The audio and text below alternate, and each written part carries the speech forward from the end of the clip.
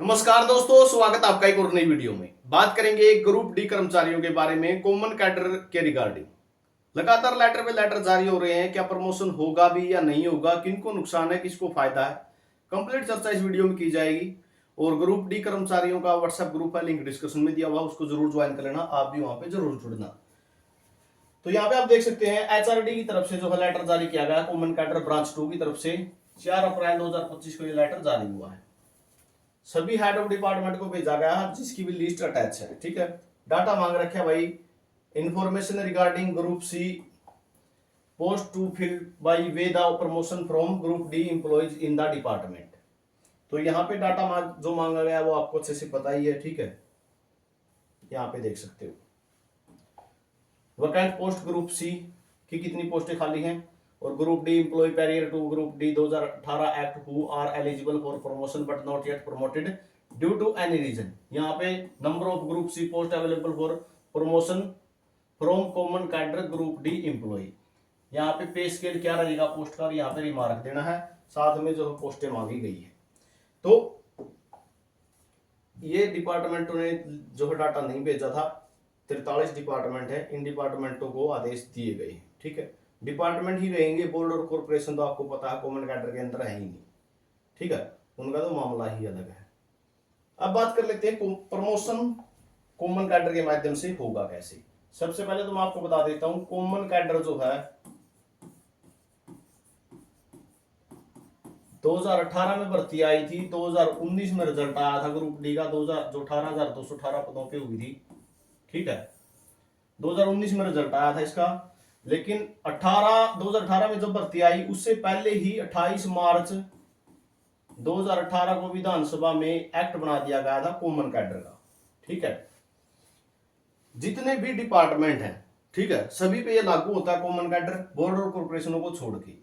तो डिपार्टमेंटों पे लागू होता है, तो जितने भी ग्रुप डी के कर्मचारी हैं, जो डिपार्टमेंट चेंज का ऑप्शन दिया गया था वो इन्हीं की बदौलत दिया गया था, कॉमन कैडर की बदौलत ही दिया गया था कॉमन कैडर वालों को मौका।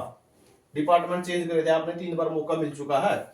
टाइम अच्छा था, उस समय जो है ये पूछा जाता कि आप कौन से डिपार्टमेंट में जाना चाहते हो, डिपार्टमेंट की प्रेफरेंस और पोस्टें भरवाई गई थी।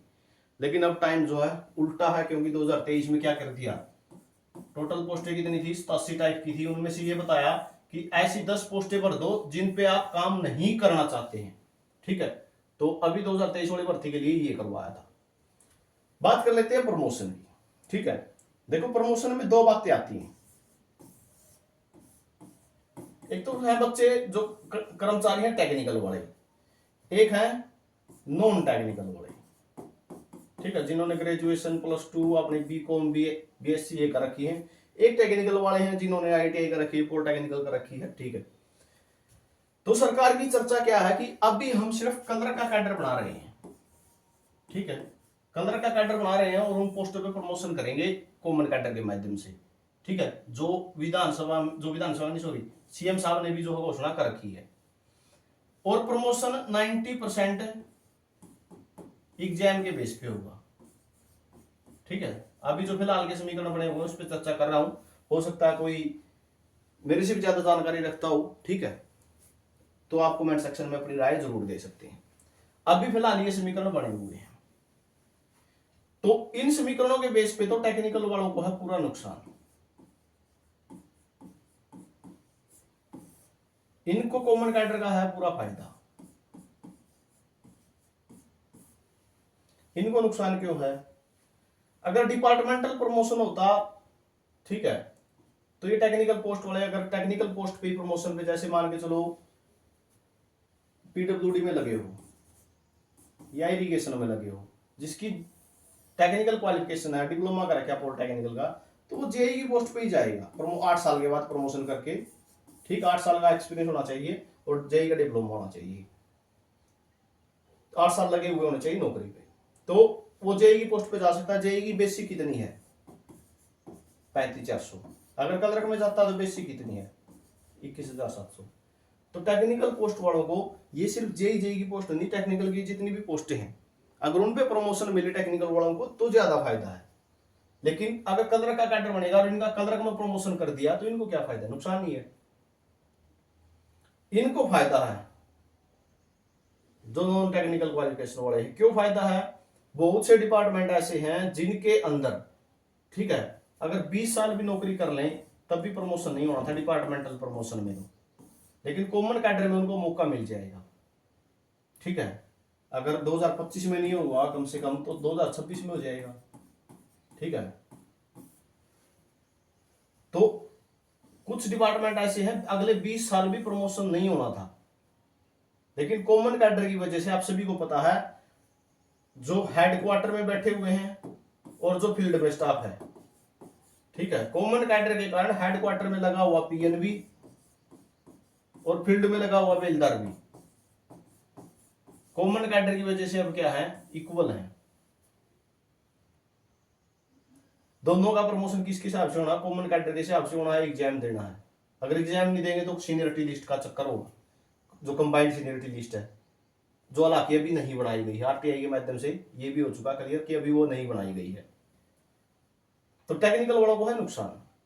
हाँ, अगर कॉमन कैडर में जो कलर का कैडर बनने जा रहा है, यानी जो ग्रुप सी की पोस्टों पे जिन पे प्रमोशन होगा, अगर उनमें टेक्निकल पोस्टों को भी शामिल कर लिया जाए और क्लैरिकल की जो पोस्टें वो भी शामिल कर ली जाए साथ में, और प्रमोशन एग्जाम के माध्यम से जो प्रमोशन करना है, टेक्निकल वालों पर टेक्निकल को मौका मिले और अदर पे जो है क्लैरिकल वालों पे जो नॉन टेक्निकल वाले बच्चे हैं उनको मौका मिले, तब फायदा है। नहीं तो जो है टेक्निकल वालों को नुकसान ही होना है। और आपको बता दूं, थोड़ी जानकारी कर्मचारी हैं आप, तो इसके बारे में मैं आपको थोड़ा बता देता हूं। एसकेएस है, सर्व कर्मचारी संघ, उसने मुद्दा उठा रखा है कि कॉमन कैडर को खत्म किया जाए और प्रमोशन जो है वो डिपार्टमेंटल ही होनी चाहिए।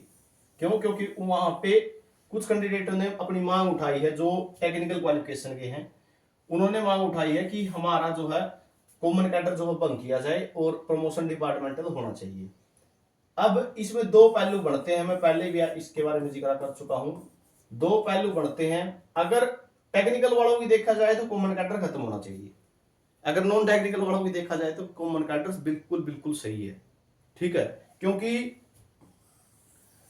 कुछ डिपार्टमेंट ऐसे हैं भाई बिल्कुल क्लियर हैं, 20-20 साल भी प्रमोशन नहीं होगा। ठीक है, और आप तो अच्छे से जानते ही होंगे, आप डिपार्टमेंट में खुद लगे हुए हैं, तो 20-20 साल भी प्रमोशन नहीं होगा, इसलिए कॉमन कैडर बनाया गया है। हेडक्वार्टर में जो बैठे हैं उनका प्रमोशन 3 साल में हो जाता था, लेकिन अब किसके भरोसे हैं, वो भी कॉमन कैडर के भरोसे हैं, क्योंकि सभी इक्वल है कॉमन कैडर में। तो ये जानकारी आपके लिए रहेगी। आपका क्या कहना है कमेंट सेक्शन में जरूर बताना। ठीक है, प्रमोशन अभी फिलहाल यही कह सकता हूं, दिसंबर तक तो कुछ नहीं है। ठीक है, दिसंबर में कुछ संभावनाएं हैं, कुछ सरकार कर दे अपने लिए, लेकिन अभी फिलहाल कुछ नहीं है।